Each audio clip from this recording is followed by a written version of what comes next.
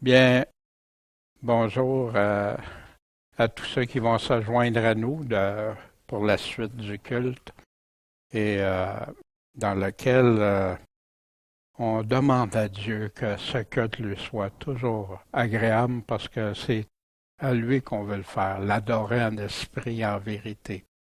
C'est les adorateurs que Dieu demande. Bien, bienvenue à vous tous via les liens d'Internet. Ce matin, on va poursuivre la série des héros de Dieu dans la Bible. Et ce matin, on va voir Daniel. Daniel qui est appelé le bien-aimé. Hein? Je pense qu'on c'est quelque chose un titre auquel tout chrétien aspire à être bien-aimé de Dieu. Bien, la semaine dernière, on a vu les enseignements de Joseph. Quels enseignements de la vie de Joseph pour nous? Des exemples qui nous enseignent que Joseph, sa foi a été testée dès son jeune âge. Quand il avait été choisi de Dieu, Dieu lui avait révélé des choses, lui a montré des choses qui surviendraient. Mais dans toutes ces embûches dans sa vie, à partir de la haine de sa propre famille, d'avoir été trahi par ses frères, sa propre famille, des pièges qui ont été tendus, la femme de Potiphar, les injustices d'être emprisonné parce qu'il a voulu juste faire le bien, ce que Dieu demande. Pourquoi pécherais-je contre? Quelle attitude et quel fruit Daniel a démontré. Le texte ne nous dit pas s'il y a eu des découragements ou pas, s'il y a des périodes, mais on sait une chose, c'est que Daniel est resté droit pour Dieu. Il est resté selon Dieu. Il a marché selon Dieu. Quand il a été piégé pour commettre l'adultère avec la femme de son patron, comment ferais-je un si grand mal, puis pécherais-je contre Dieu? On est dans les débuts de la Genèse, là, on n'est pas à... Il savait déjà ça bien avant la loi de Moïse et tout. Dieu peut transformer le mal de quelqu'un en bien, en salut. Oui, c'est ce qu'il a fait il a pu même sauver le mal que ses frères voulaient lui faire, Dieu l'a transformé en bien. Le mal que Potiphar lui a fait, la femme de Potiphar a été transformée en bien.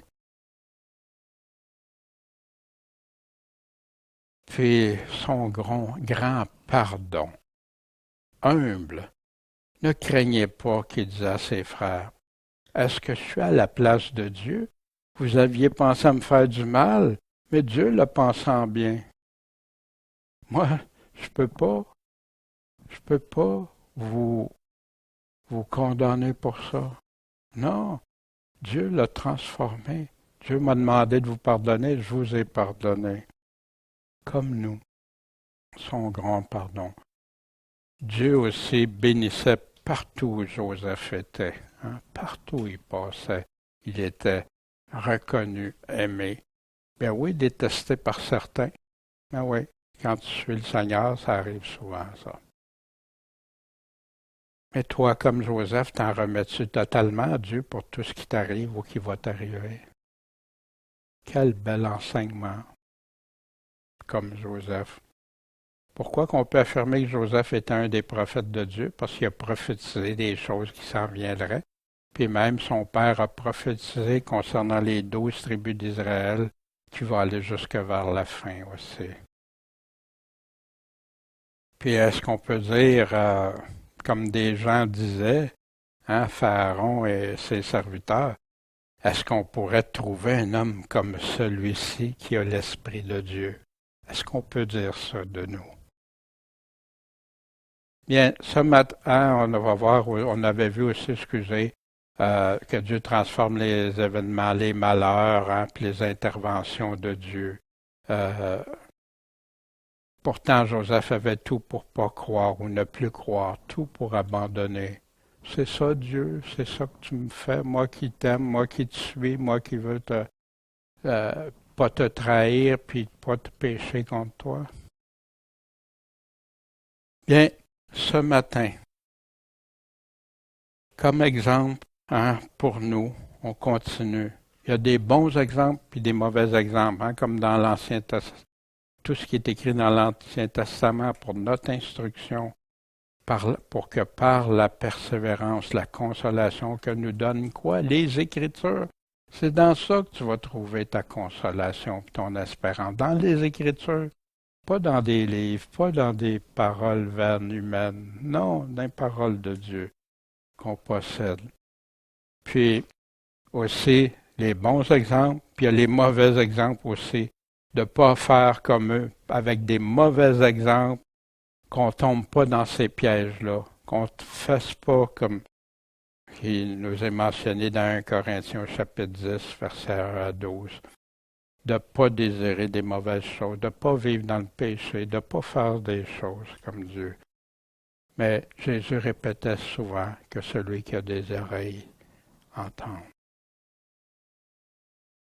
Ce matin, c'est Daniel, un autre homme selon Dieu. On voit ça dans le livre de Daniel, chapitre 1 à 12. Un livre pas trop long, puis qui est très riche, très riche. Pendant qu'il était jeune, il a été enlevé par le roi de Babylone, l'Empire babylonien, qui est l'Irak d'aujourd'hui, qui autrefois était un empire très puissant. Ça explique les rêves prophétiques des rois que Daniel a servi au cours des années pendant sa captivité. Sa foi a été mise à l'épreuve, il a été amené à servir l'ennemi. Un peu comme Joseph, aussi, il y a beaucoup de parallèles avec la vie de Joseph. Partout où il était exemplaire, béni par Dieu. Il a été trahi et condamné à mort injustement par des ennemis jaloux, qui étaient jaloux de lui, mais que Dieu a libéré dans la fosse aux lions. Sa prière de repentance. Quel bel exemple. C'est un homme exemplaire, fidèle, obéissant à Dieu. Dieu qui lui donnait la sagesse, la réussite, sa grande humilité, sa reconnaissance de la puissance puis de la gloire qui revient à Dieu. Encore là, des parallèles avec Joseph. Quel genre d'homme Dieu aime avoir? Ces trois amis qui ont refusé de renier Dieu en se prosternant, qui est un exemple super pour ceux qui ne prendront pas la marque de la bête, qui ne s'agenouilleront pas. Il y en a qui pensent que la marque de la bête, ça va être imposé, mais il va falloir que tu renies ton Dieu pour prendre la marque du malin. Mais quel bel exemple, les trois amis de Daniel dans la fournaise. Puis qu'est-ce que Dieu a fait pour eux? Des prophéties réalisées, puis celles pour la fin. Il y a plusieurs prophéties qui ont été réalisées dans Daniel qui nous confirment que qu'est-ce que Daniel a eu comme prophétie, c'est vrai. Les empires qui se sont succédés, mais il reste le quatrième, très important pour la fin. Il y a des enseignements gardés pour la fin. On va voir brièvement les actions du dernier Antéchrist. Daniel en parle. C'est un livre rempli d'informations, d'exemples à imiter, d'encouragement, de la toute-puissance, puis toute la connaissance que Dieu a d'avance. C'est un livre essentiel, puis il est interrelié avec plusieurs autres livres prophétiques de la fin. On va voir quelques-uns rapidement tantôt. Le début de l'historique de Daniel, c'est arrivé, Dieu avait dit par le prophète Jérémie qu'est-ce qui arriverait au peuple d'Israël qui se rebellait, puis qu'il était pour être amené en captivité, puis qu'il était mieux de se soumettre, sinon Dieu le ferait d'une autre façon, puis le roi n'a pas voulu écouter, les pasteurs du temps, les conducteurs, ils n'obéissaient pas, ils justifiaient, ils faisaient toutes sortes de choses contraires à ce que Dieu leur avait dit. Dieu leur avait dit, vous allez vous soumettre, ils ont voulu combattre, se sont fait balayer. Nebuchadnezzar, roi de Babylone, vint contre Jérusalem et l'assiégea, et le Seigneur livra entre ses mains Jéhoiakim, roi de Juda. Puis il a emmené des choses, des parties des vases qu'il y avait dans le temple, puis des choses comme ça, puis il l'a mis dans le trésor de son Dieu, Nebuchadnezzar qui a fait ça. Puis le roi a ordonné au chef des eunuques d'amener d'entre les enfants d'Israël, mais pas n'importe lesquels, ceux de la race royale, des principaux seigneurs, quelques jeunes gens qui n'avaient aucun défaut corporel, de belle apparence, instruits en toute sagesse, ayant la connaissance et plein d'intelligence, qui étaient capables de se tenir au palais du roi, puis de leur enseigner les lettres et la langue des Chaldéens. Fait que le roi déterminait ça. Puis ça, c'était, on prend les peuples ennemis, mais on les soumet à nous, puis après ça, on va aller en chercher d'entre eux pour devenir nos serviteurs. Ici, c'est un tableau, c'est beaucoup plus grand, là, mais juste pour donner l'époque, ici c'est 600 ans avant Jésus-Christ, l'époque, les contemporains de Daniel. On avait, Daniel est ici de 620 à 540 avant Jésus-Christ, c'est pour ça les chiffres sont en descendant. C'est dans la période d'Ézéchiel, juste avant Sophonie, la période de Jérémie, que Daniel va aller lire dans le livre de Jérémie. C'est là qu'il va apprendre les 70 semaines. Nahum, puis ici on voit juste par la suite qu'il va y avoir Agé, Zacharie, qui est des grands prophètes aussi, on les appelle petits prophètes, mais Zacharie qui est encore comme un apocalypse dans l'Ancien Testament. D'ailleurs, Daniel aussi est appelé un livre, pourquoi? Parce qu'il parle du temps de la fin.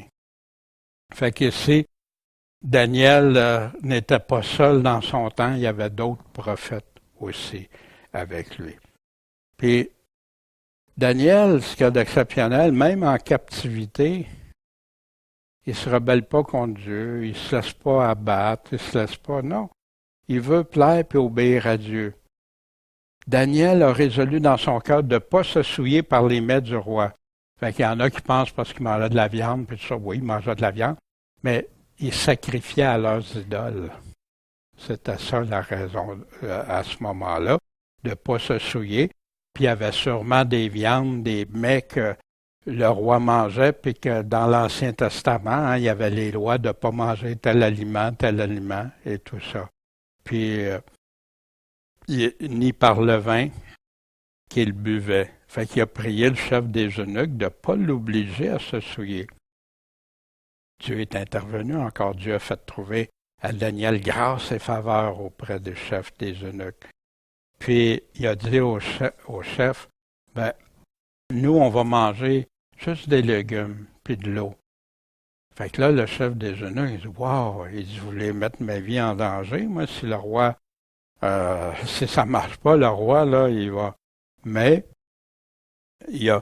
Daniel dit, éprouve, je te prie, jamais avec arrogance, en toute humilité, tes serviteurs pendant 10 jours.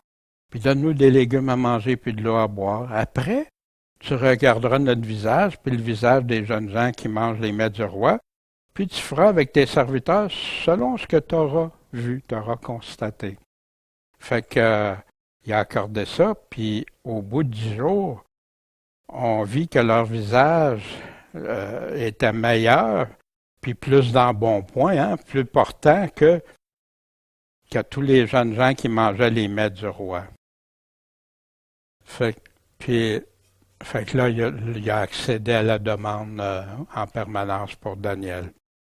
Puis Dieu donna à ces 4 jeunes gens, ces 3 amis de Daniel, de la science, de la connaissance, de l'intelligence dans toutes les lettres et de la sagesse. Et Daniel comprenait toutes sortes de visions et de songes. Fait que Daniel, lui, avait cette capacité-là de plus que ses trois amis. Puis ça a été utilisé beaucoup, puis ça nous sert aujourd'hui pour comprendre plein de choses.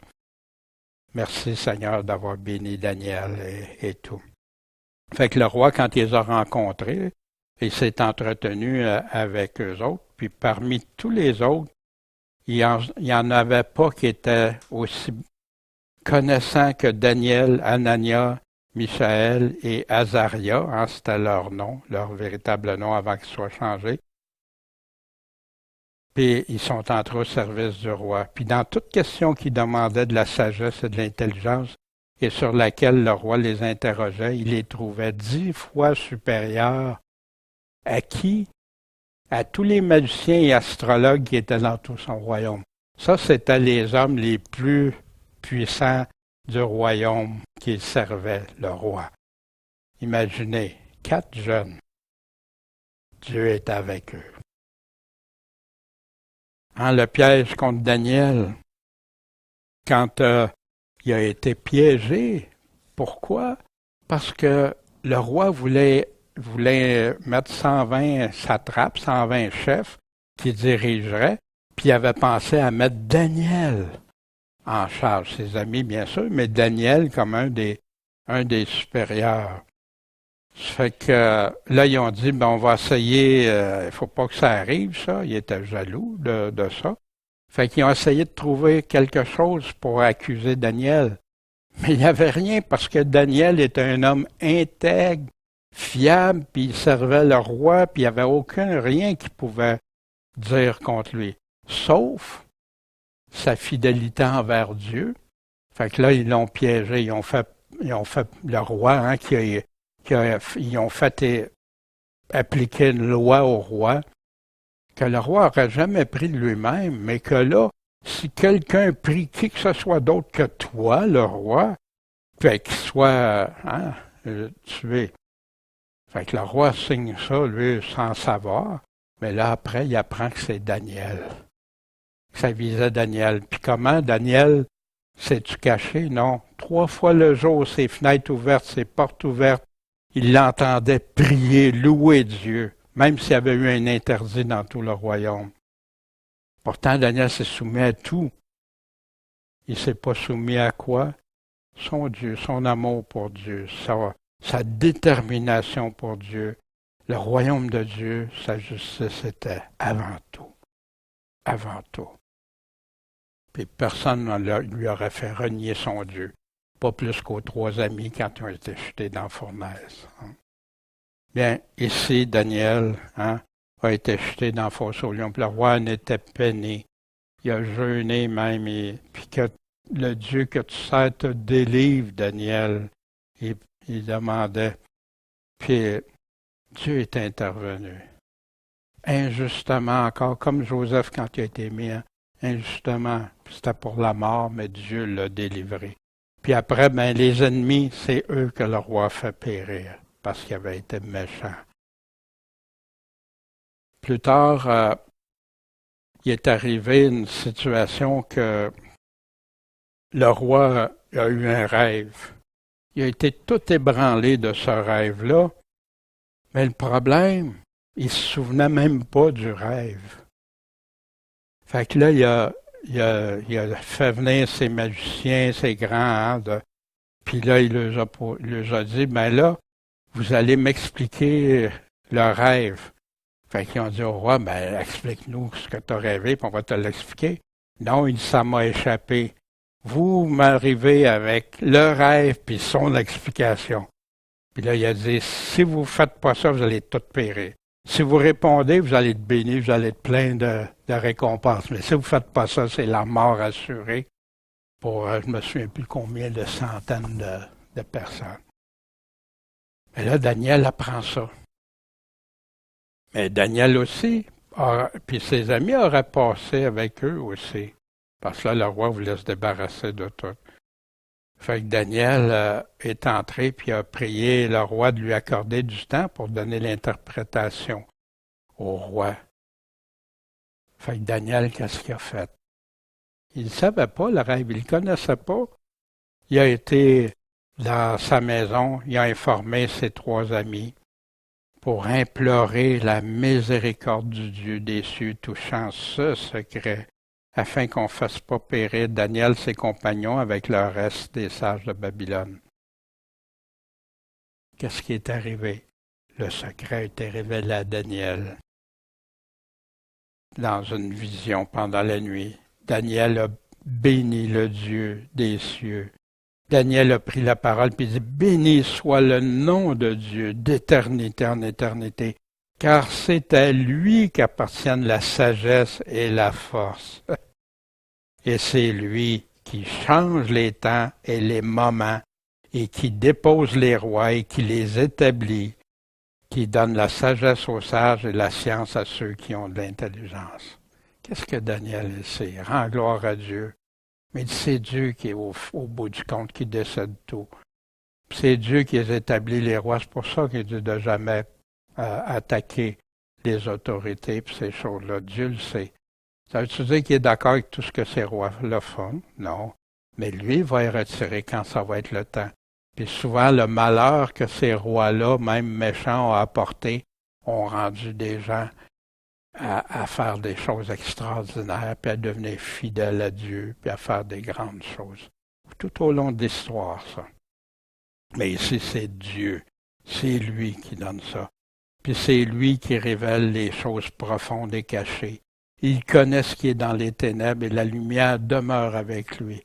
Ô Dieu de mes pères, je te célèbre, je te loue de ce que tu m'as donné, sagesse et force. Et tu m'as fait connaître maintenant ce que nous t'avons demandé, parce que tu nous as révélé l'affaire du roi. Fait que, puis là, il a demandé de ne pas faire périr les sages de Babylone. Intéressant, hein? Il aurait pu penser juste lui et ses amis, puis si on aurait pu, non, de sauver aussi ces personnes-là. Il a pris un grand risque, hein, Daniel, quand il était voir le roi. Mais il savait ce qu'il faisait, il savait à qui il se confiait, puis il a supplié, il a prié Dieu, puis Dieu a répondu. Dieu répond, puis intervient pour ceux qui se confient entièrement en lui. Fait que là, Daniel explique le rêve. Le rêve au roi que le roi n'y avait jamais dit c'était quoi. Quand il avait dit aux Chaldéens, ça m'a échappé, puis tout ça. Et voici, tu es le roi des rois, auquel le Dieu des cieux a donné le règne. C'est Dieu qui t'a donné ce règne-là, à Nebuchadnezzar. La puissance et la force et la gloire. Il a remis entre tes mains les enfants des hommes, les bêtes des champs et les oiseaux du ciel, en quelques lieux qu'ils habitent. Il t'a fait dominer sur eux tous. À ce moment-là, il y avait le contrôle sur tout ce qui était connu de la terre, sur la terre à ce moment-là. C'était lui le plus puissant. C'est toi la tête d'or. Après toi, il va s'élever, parce que le roi avait rêvé une statue. Après toi, va s'élever un autre royaume, moins que toi, puis un troisième qui sera d'airain, puis qui va dominer sur toute la terre. Hein? Puis on va voir ces royaumes-là, qu'est-ce que c'est rapidement. Puis il disait, il y a un quatrième royaume, comme du fer, puissant, de même que le fer brise et rompt tout, ainsi pareil sera ce royaume-là qui va tout mettre en pièces. Il parle de l'Empire romain ici. Puis il parle qui va être divisé, puis il parle des 10 orteils, hein, puis il donne l'explication. Tu as vu ça? Quant à ce que tu as vu du fer mêlé avec l'argile, c'est parce qu'ils vont se mêler par des alliances humaines. La Bible répond, c'est quoi? Pourquoi les orteils de métal puis en argile? Des alliances humaines, mais ils ne seront pas unis à l'autre. La même chose que le fer ne s'allie pas avec l'argile. Puis dans le temps de ces rois, le Dieu des cieux va susciter un royaume qui ne sera jamais détruit. Fait que ces royaumes-là vont être encore là, mais ils vont avoir perdu de la puissance. Hein? Babylone est encore là. Les Mèdes et les Perses, la Perse est encore là. Puis les Grecs, l'Empire grec est encore là. L'Empire romain est là, mais a changé de vocation. N'est plus l'Empire romain, mais est devenu maintenant une institution romaine universelle qu'on va voir. Le Dieu des cieux va susciter un royaume qui ne sera jamais détruit, puis il ne passera pas à un autre peuple.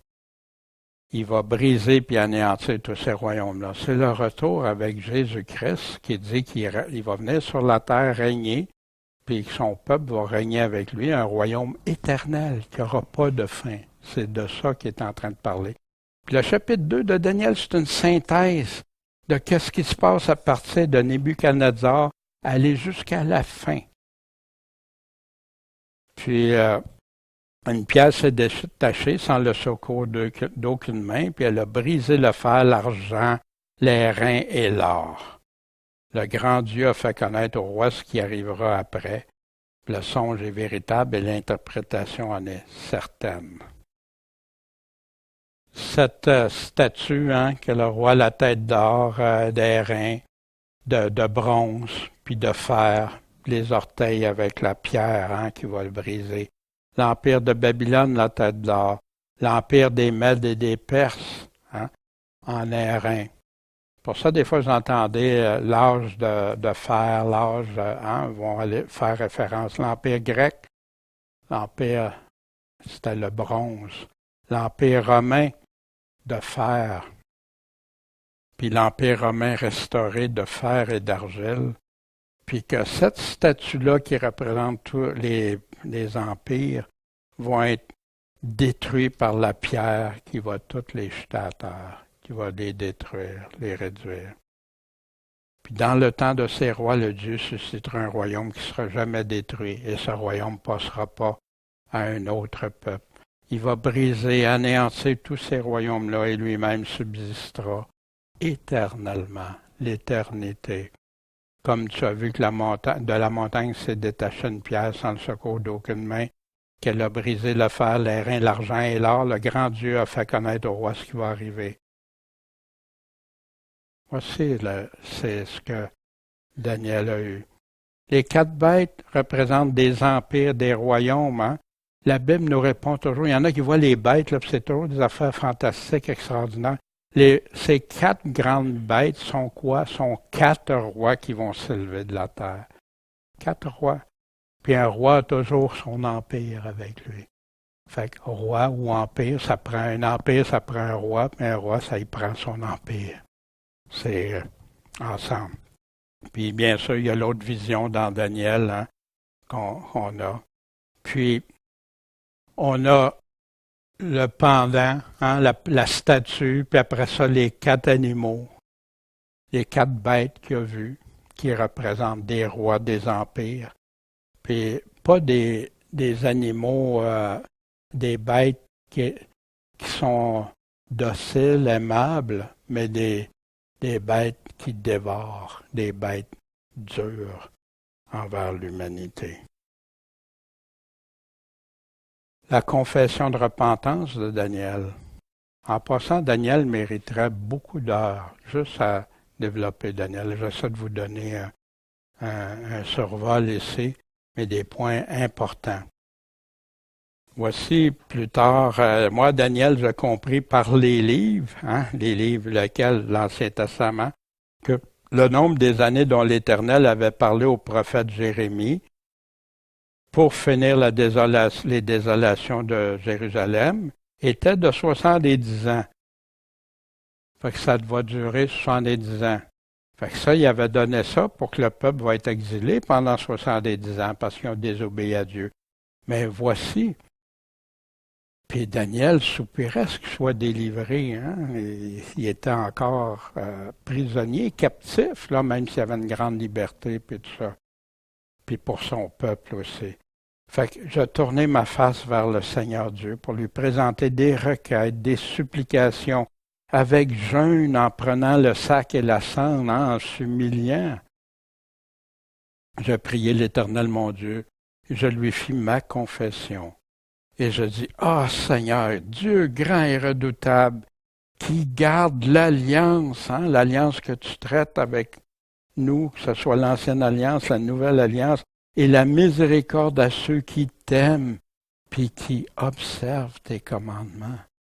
Nous avons péché, on a commis l'iniquité, on a agi méchamment, on a été rebelles, on s'est détourné de tes commandements et de tes ordonnances, on n'a pas écouté tes serviteurs, les prophètes, qui ont parlé en ton nom à nos rois, à nos chefs, à nos pères et à tout le peuple du pays. Tout le monde est inclus dans ça. Nos conducteurs se sont choisis de se rebeller, pas obéir à ce que Dieu leur disait. Bien ici, pour nous, celui-ci est mon Fils bien-aimé, écoutez-le. Jésus-Christ qui nous a donné les paroles, ces prophètes dans le Nouveau Testament, les apôtres qui nous ont enseignés, qui nous ont donnés. Bien, dans l'apostasie, c'est ce qui se passe. Les gens qui n'écoutent pas la parole du Seigneur, mais qui vont plutôt écouter leurs conducteurs, qui vont souvent les amener malheureusement ailleurs. Prions qu'il y ait des ouvriers fidèles qui disent les paroles du Seigneur et non pas des paroles humaines qui font bifurquer ces paroles. À toi, Seigneur, est la justice, puis à nous la honte, la confusion de face. Seigneur, il répète en plusieurs reprises. Pourquoi la confusion? Parce qu'on a péché contre toi. Les compassions et les pardons sont acquis au Seigneur notre Dieu, parce que nous nous sommes rebellés contre lui. On n'a pas écouté la voix de l'Éternel notre Dieu pour marcher selon ses lois. C'est intéressant, hein? Jésus dit, ceux qui me suivent, qui écoutent ma voix et qui me suivent, c'est exactement ça qu'on voit ici. À eux autres, il va les garder dans sa main. Mais il ne promet pas ça à ceux qui n'écouteront pas sa voix. Comme ici, le peuple qui n'a pas écouté la voix a subi des conséquences aussi. Bien, ici, qu'il avait mise devant nous par le moyen de ses serviteurs, les prophètes. Puis tout Israël a transgressé ta loi et s'est détourné pour ne pas écouter ta voix. Le pasteur, le sacrificateur, tout était rendu. Dieu disait ça. Jérémie même a subi des fortes persécutions parce qu'il lui disait ce que Dieu avait dit. Puis c'est arrivé tout ça parce que nous avons péché contre Dieu. Il continue. Il a accompli les paroles qu'il avait prononcées contre nous, contre les chefs qui nous ont gouvernés.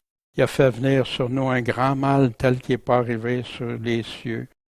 Hein? Puis, nous n'avons pas supplié l'Éternel notre Dieu pour nous détourner de nos iniquités, qu'on arrête de marcher dans ces péchés, ces injustices, et nous rendre attentifs à quoi? À ta vérité. C'est encore bon pour aujourd'hui, ça. Les exemples écrits d'avance pour nous.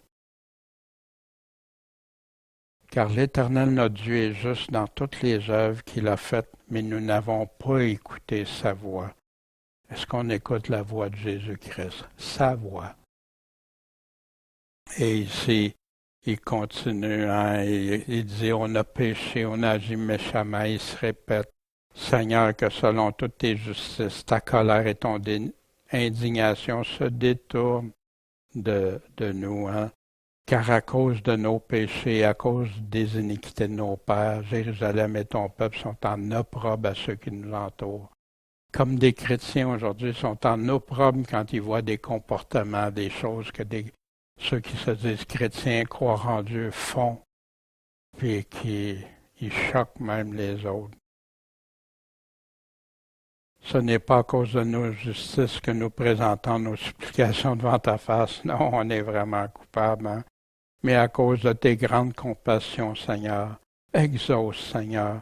Pardonne, Seigneur. Sois attentif et agis à cause de toi-même, ô mon Dieu. Tarde pas. Puis Daniel disait, je confessais mon péché et le péché de mon peuple d'Israël. Daniel ne se séparait pas de ça. Il était coupable. il se mettait avec tout le peuple, malgré qu'il était jeune. Hein? Puis, pendant qu'il était encore en train de prier, Gabriel est arrivé, pendant que je parlais encore. Puis il m'a instruit. Puis il m'a dit, maintenant je suis venu pour te rendre sage et intelligent, Daniel. Quand tu as commencé à prier, la parole est sortie. Je suis venu te l'annoncer parce que tu es un bien-aimé. Fais donc attention à la parole et comprends la vision. 70 semaines ont été déterminées sur ton peuple, ta ville sainte. Pourquoi? Pour enfermer la rébellion, sceller les péchés, expier l'iniquité, amener la justice éternelle, puis pour sceller la vision et le prophète, et pour oindre le saint des saints. Il y a des choses qui ne sont pas encore complétées dans ça, hein? Mais les 70 semaines se réfèrent aussi. Il avait été donné dans le temps de Daniel, mais ces 70 semaines-là. Puis là, il va révéler à Daniel, faire comprendre tout ce qu'il sauve. Fait que là, il va parler, hein. Sache-le donc, comprends depuis l'émission de la parole ordonnant de retourner, de rebâtir Jérusalem jusqu'au Christ, jusqu'à Jésus-Christ, le conducteur. Il y a 7 semaines et 62 semaines. Puis ça, on a ça dans la Bible, les édits, on a ça historique, l'édit de retourner dans Néhémie, Esdras, d'aller reconstruire la ville, puis le temple, les murs et tout ça. On a tout ça. Puis c'est exactement, en passant les semaines, juste un point sur ça, c'est des périodes de 7, le mot. Ça n'est pas dit des semaines, mais c'est semaine est plus facile à comprendre, c'est 7. Une semaine, c'est 7. Fait que le mot qui était utilisé par Daniel, c'était des périodes de 7. Fait que là, bien sûr, après, quand ils ont calculé ça, ils ont vu que c'était des années. Puis il y avait, aussi dans Daniel, tu avais l'interprétation quand le roi qui était parti, puis il y avait les ongles, il avait poussé, puis tout ça, il s'était éloigné de Dieu. Dieu l'avait humilié comme ça. Puis quand il a été là pendant 7 ans, 7 périodes. Puis c'est exactement comme ça qu'on peut savoir si les périodes des semaines qui donnent une année, maintenant. Puis il parle, et après les 62 semaines, le Christ sera retranché, et non pour lui. Fait que là, c'est rendu 62, plus les 7, ça fait 69 semaines. Le peuple d'un conducteur va venir détruire la ville et le sanctuaire, et sa fin sera dans ce débordement. Puis là, il parle que les désolations sont déterminées jusqu'au terme de la guerre. Ça va être dans la guerre. Il va confirmer l'alliance avec plusieurs. Il y en a qui disent que c'est avec Israël, mais ici on lit plusieurs. Pendant une semaine et à la moitié de la semaine, à la moitié de la période de 7 ans, il va faire cesser le sacrifice, l'oblation. Sur l'aile des abominations viendra le désolateur, jusqu'à temps que la ruine qui a été déterminée fonde. Qu'est-ce que ça veut dire tout ça? Ce royaume-là, qui va venir détruire le temple, le peuple de ce chef-là, lui, il va faire une entente d'une période de 7 ans. Puis au milieu de ça, qu'est-ce qu'il va faire? Il va faire cesser le sacrifice. On l'a dans 2 Thessaloniciens au chapitre 2. Ça. Il va se proclamer Dieu, puis tout ça, c'est tout relié jusqu'à temps que ça soit terminé ici.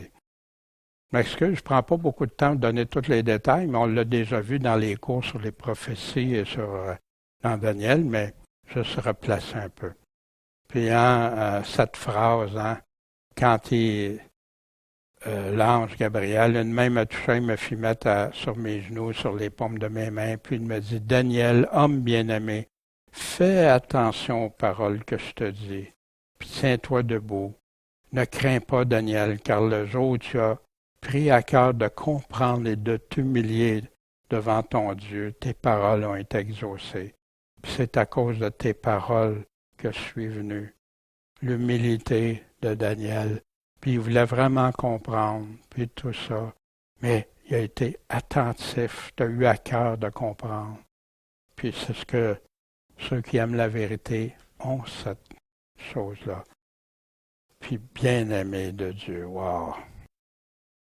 Jésus a confirmé les visions de Daniel. On le retrouve dans Matthieu 24, au verset 15, quand il parle de « Quand vous verrez dans le lieu saint l'abomination de la désolation ». Mais où il prend ça? Dont Daniel a parlé, que celui qui lit fasse attention. Faites attention. Moi, je me faisais dire que tout ça, ça avait eu lieu parce qu'il y en a un dans le temps qui avait fait une abomination. Mais là, Jésus en parle des centaines d'années plus tard. Fait qu'il n'est pas en train de faire là, il est en train de parler du futur. Il en parle aussi dans Marc 13, au verset 14.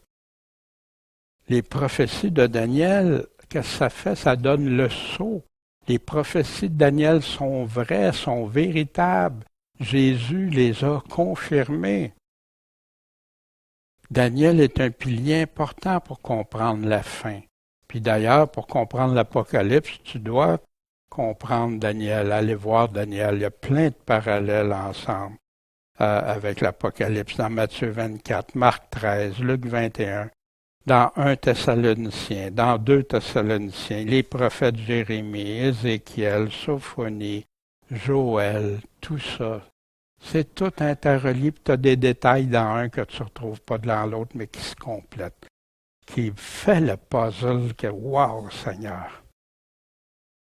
Le contexte de l'abomination, hein, de pourquoi Jésus parlait de ça, que Daniel a parlé.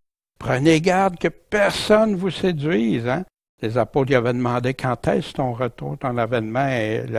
Ils vont séduire plusieurs. Vous allez entendre des guerres, des bruits de guerre. Troublez-vous pas, il faut que ça arrive. Mais ça ne sera pas encore la fin.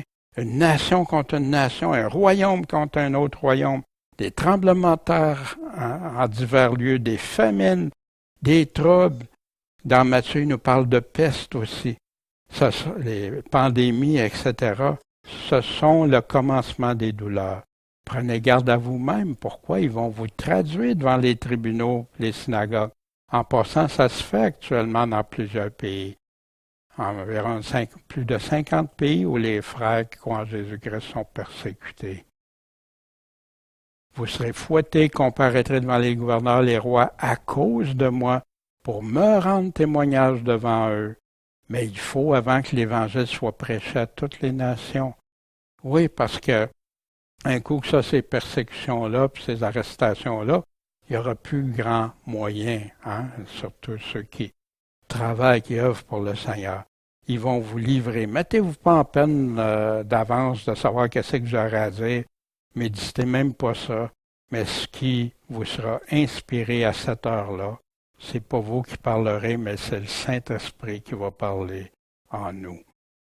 Le frère va livrer son frère à la mort, le père son enfant, les enfants contre les pères. Il va y avoir une grande tribulation comme il n'y a jamais eu.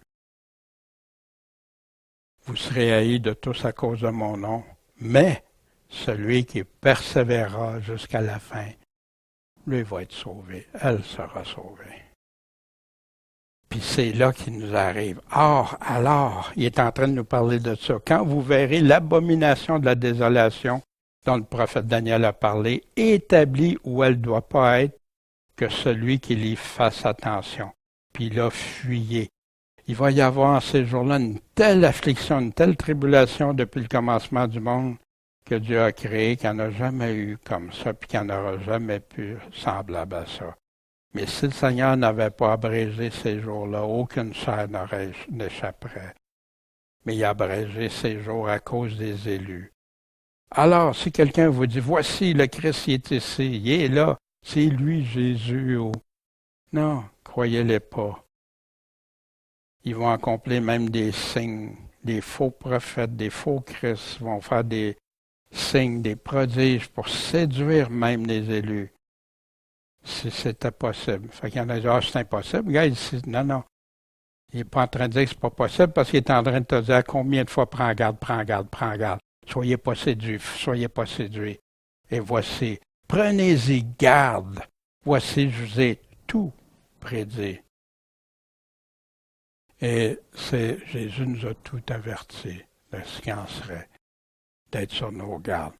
Puis ici, c'est un petit tableau, mais en tout cas, je passe pas grand temps, mais c'est des thèmes, quand j'avais travaillé sur Daniel, vous avez remarqué qu'il y avait plein de parallèles entre les chapitres. Ici, dans le chapitre 2, il parle du temps de la fin, mais c'est une synthèse, hein, la statue. Qu'est-ce qui arrive? Au chapitre, l'Antéchrist, il en parle au chapitre 7, la petite corne, au chapitre 8, au chapitre 11, puis bien sûr, on le trouve dans l'Apocalypse au chapitre 13, dans 2 Thessaloniciens, dans 1 Jean, l'Antéchrist. Le sacrifice journalier ôté, hein? Puis on pourrait l'abomination qui fait la désolation, etc., puis qu'on retrouve. Moi, on m'avait expliqué que c'était des choses différentes d'un chapitre à l'autre. Non, puis ça a fait comprendre le langage prophétique. Souvent, donne une synthèse au début, comme dans l'Apocalypse. Jésus revient. Après ça, il reprend, puis il va donner d'autres précisions. Après ça, il va continuer plus loin dans quelques chapitres, il va donner d'autres détails. Puis ce n'est que quand tu les mets ensemble que tu as le portrait. Mais si tu les divises toutes, tu les sépares, tu les isoles les uns des autres, comment veux-tu avoir la bonne compréhension? Ça a été déterminant. Bien sûr, les facteurs temps, le sanctuaire purifié, la faim, les persécutions des saints, non, ça c'est pas pour nous autres. Mais Jésus n'a jamais dit qu'on ne subirait pas des persécutions. Au contraire, parce que celui qui veut me suivre porte sa croix. Puis vous aurez des tribulations, tous ceux qui veulent vivre pieusement en Jésus-Christ. Le royaume éternel qui nous est parlé. Mais ce que Daniel nous donne, il y en a beaucoup qui se posent des questions sur l'Antéchrist, le dernier Antéchrist. Ben dans Daniel, au chapitre 11, il nous donne. Bien sûr, tu ne restes pas avec juste Daniel chapitre 11, tu vas aller chercher ailleurs où il en parle. Il en parle dans Ésaïe, il en parle dans l'Apocalypse, il en parle dans 2 Thessaloniciens, il en parle à différents endroits. Puis c'est à partir du verset, au chapitre 11 de Daniel, à partir du verset 21, à sa place s'élèvera un homme méprisé auquel on ne donnera pas l'honneur de la royauté. Mais il va venir inopinément, va s'emparer de la royauté. Comment? Par des flatteries, de la séduction. Puis,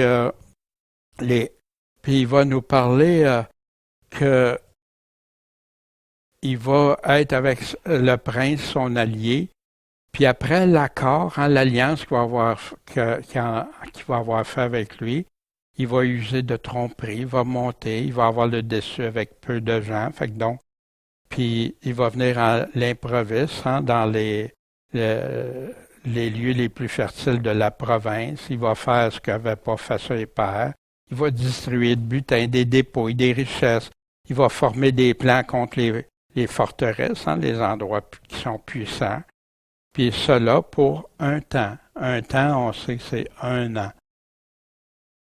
Il va réveiller sa force, son courage contre le roi du Sud, du Midi, avec une grande armée, ça c'est plus tard. Le roi du Sud va s'engager dans la guerre avec une très grande et très forte armée, mais il ne remportera pas contre cet antéchrist-là, parce qu'on va former contre lui des complots. Puis pourquoi? Ceux qui mangent les mets à sa table le briseront. C'est des traîtres qui vont être avec lui. C'est pour ça qu'il ne gagnera pas malgré qu'il y a une très grosse armée. Puis beaucoup d'hommes tomberont blessés à mort. Les 2 rois chercheront dans leur cœur à se nuire et à la même table. Ils parleront avec fausseté, mais ça ne réussira pas parce que la fin viendra juste autant marqué, autant que Dieu a dit c'est assez. Il va retourner dans son pays avec des grandes richesses. Son cœur va se déclarer contre qui? Contre l'Alliance sainte. Dites-moi, l'Alliance sainte, c'est-tu avec le peuple juif que Jésus-Christ l'a établi, la nouvelle alliance, parce qu'il dit que l'ancienne alliance, c'est passé, c'est fini.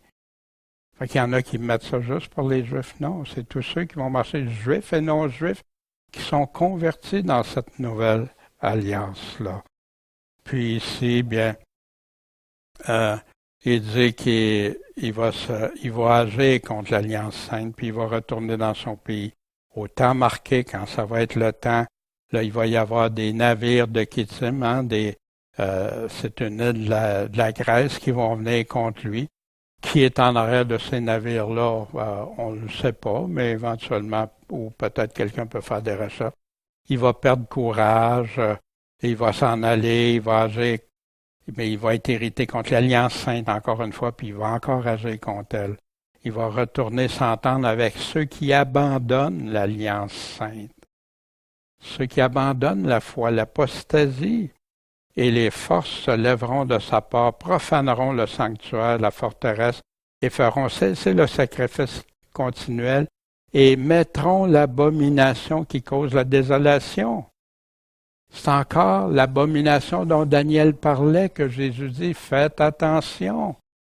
Laissez-vous pas compter n'importe quoi. Regardez, soyez attentifs. Il va séduire, il continue, par des flatteries. Les traîtres de l'Alliance, hein, ceux qui sont dans l'Alliance, mais qu'à un moment donné, ils abandonnent parce que là, c'est trop dur, parce que ci, parce que ça. Il y en a qui vont même faire mourir leurs parents, leurs pères, leurs mères, leurs enfants. Fait qu'imaginez avec l'Antéchrist pour vivre quelques années peut-être. Mais le peuple de ceux qui connaissent leur Dieu, eux autres vont prendre courage, puis ils vont agir. Et ceux du peuple qui seront intelligents en instruiront plusieurs. Mais il y en aura qui tomberont par l'épée, puis par la flamme, par la captivité et le pillage pendant un certain temps.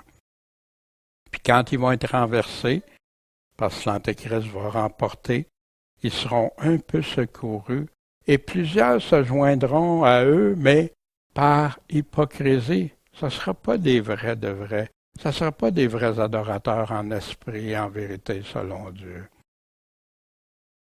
Puis, parmi les intelligents, hein, il y en a quelques-uns qui seront renversés afin qu'il y en ait qui soient éprouvés, purifiés, blanchis, ces épreuves-là qui fait, comme on a des frères, des sœurs actuellement dans des pays qui ont juste, leur vie est en danger. Il leur reste juste ça. Tout ce qui n'est pas de Dieu, ils se sont débarrassés de ça dans leur cœur, dans leurs pensées, partout. Le roi fera tout ce qu'il voudra. Il va s'enorgueillir et s'élever au-dessus de tout Dieu. Il va proférer des choses étranges contre le Dieu des dieux, et il prospérera jusqu'à temps que la colère soit consommée. Parce que qu'est-ce qui est décrété sera exécuté.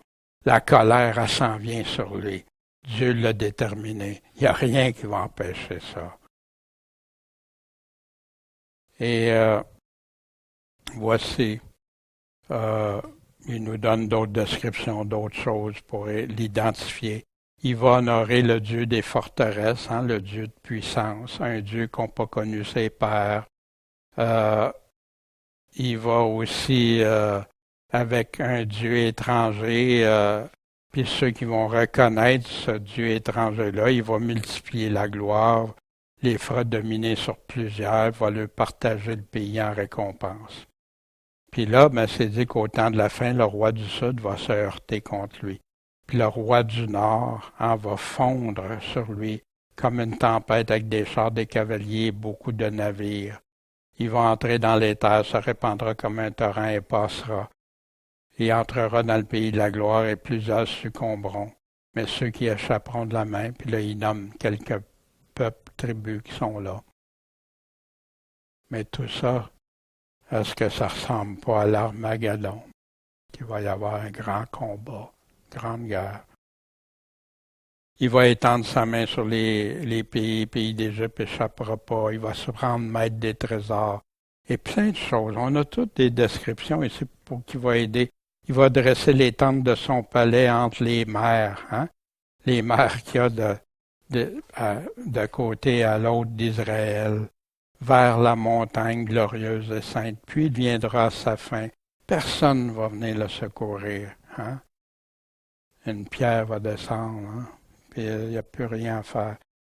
Puis en ce temps-là, va se lever Michael, le grand chef qui tient ferme pour les enfants de ton peuple.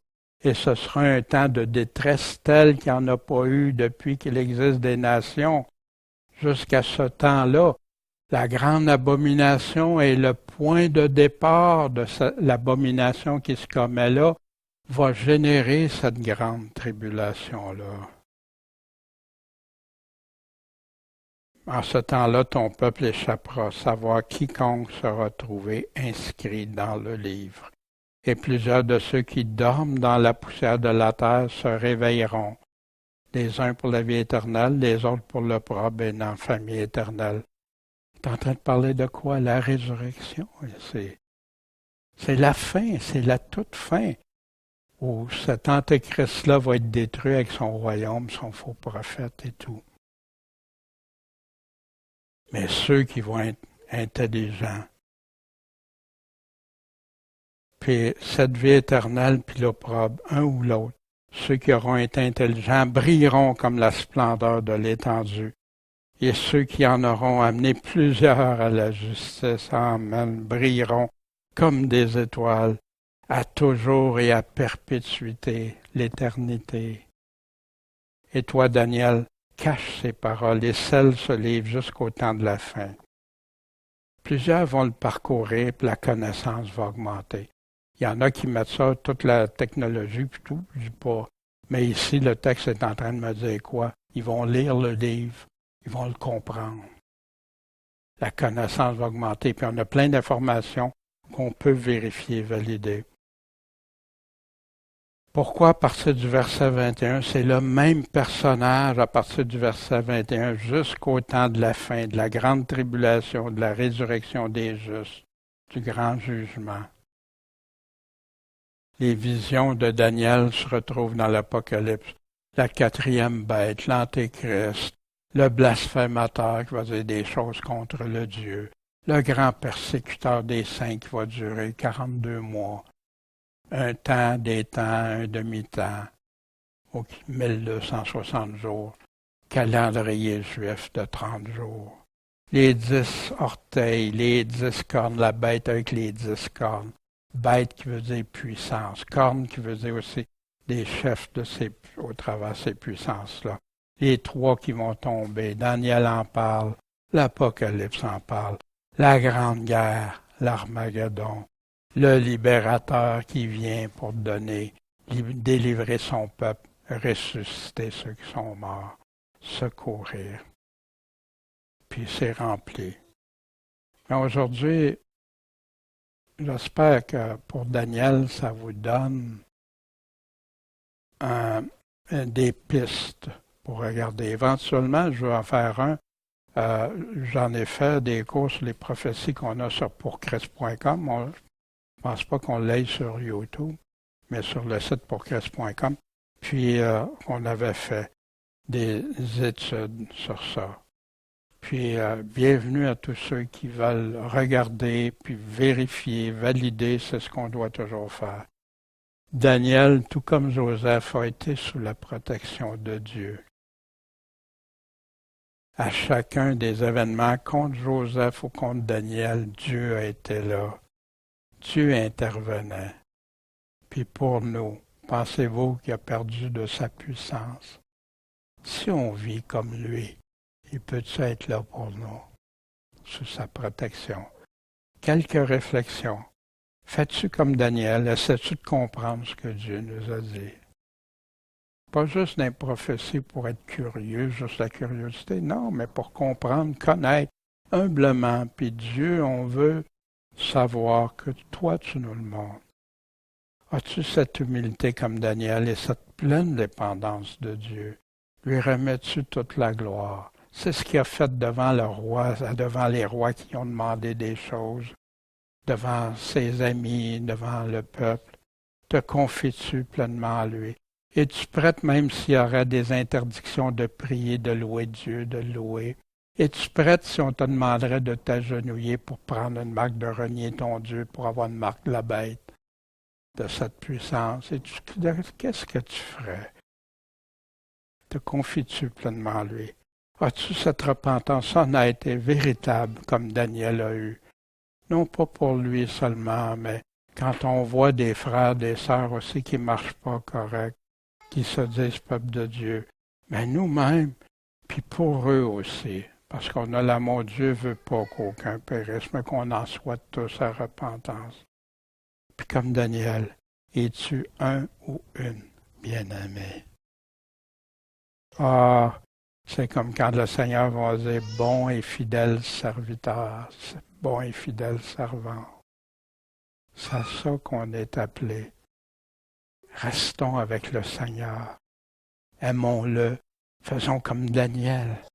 Soyons fidèles comme Daniel. Bon Père céleste, merci pour Daniel, ce bien-aimé Seigneur. Puis merci que il y a plein de choses. Il y aurait tellement à dire, Seigneur, mais dans un survol, Seigneur, j'espère que chacun peut aller puiser des choses importantes. Il va avoir l'intérêt d'aller lire le livre de Daniel, de s'approprier, d'essayer de chercher, de comprendre, Seigneur. Si tu l'as écrit pour nous pour la fin des temps. Puis, Seigneur, comme tu dis pour l'Apocalypse, heureux celui qui lit et qui garde les choses, car le temps est proche. Merci, Seigneur. On t'aime, on veut te suivre, t'adorer en esprit, en vérité. Amen.